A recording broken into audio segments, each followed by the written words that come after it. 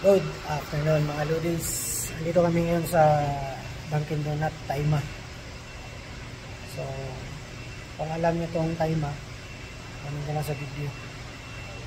Papunta kami ngayon, Tabuk. So, galing kami ng Hail. Dumaan kami doon sa shortcut na daan. Nakadaan kami doon sa Kutaib na lugar. So, yun, tapos dito lusot sa Taima. Magandang lugar dito ng Taima, malaki. Tapos itong daan na namin, dito kami ngayon sa Dunkin Donut. Yan. Papahinga lang muna para makapagpahinga dito yung sasakyan. So kanina kasi yung sasakyan, medyo nakulangan ako ng gas. Doon kami sa Kutaib. Bali nagpagas ako ng ibang tawag yun, ibang klaseng gasolina. Imbis na 95, 91 yung pagas ko. So naghalo na yung gas na yan. So yan, sumalis kami doon sa Hail. Nasa 11:30 na yata. Tapos ngayon, ang oras ngayon is stress na.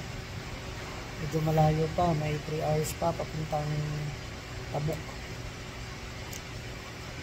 So ayun, temperature sa daan naglalaro sa 39, 40, 41, 42. Ayun, pero mamaya hapon, maya siguro bababa na temperature. So temperature ng Hail dito sa Taima at saka dito doon sa Tabuk, parehas lang. So ayan, papahinga muna saglit kasi medyo okay naman, hindi naman pagod sa biyahe kasi nakakaaliw naman yung mga daan.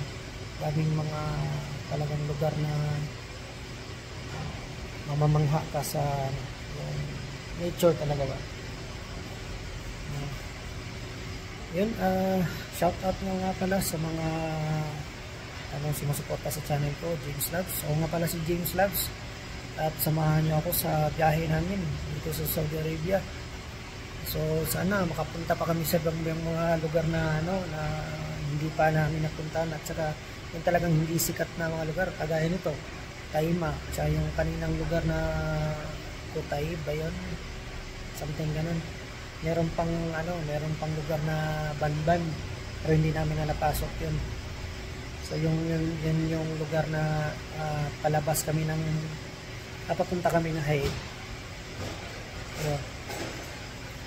Tsaka yung lugar na Hail maganda, malaki.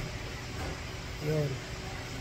Tapos pala yung kumain kami kanina doon sa Balam, isang sikat na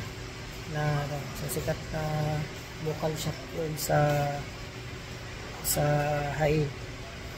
Saka yun, papahinga muna saglit, siguro mga 15 to 20 minutes or umaga na, chill muna saglit bago babalik, lalarga ulit. So maraming salamat sa mga shoutout pala sa mga OFW andito sa Taima.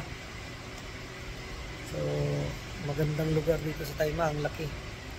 Tsaka lahat ng mga OFW na nasa Hail at saka Tabuk, shoutout sa inyo dyan.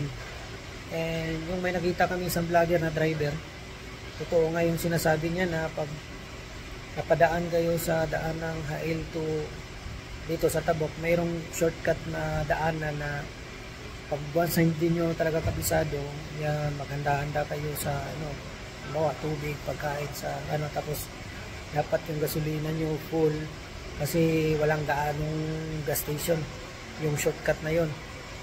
So aabot ng siguro mga 300 kilometers siguro yun. Shout out din kay kuya, buti na lang na nanood kami sa mga vlog niya. Ayun,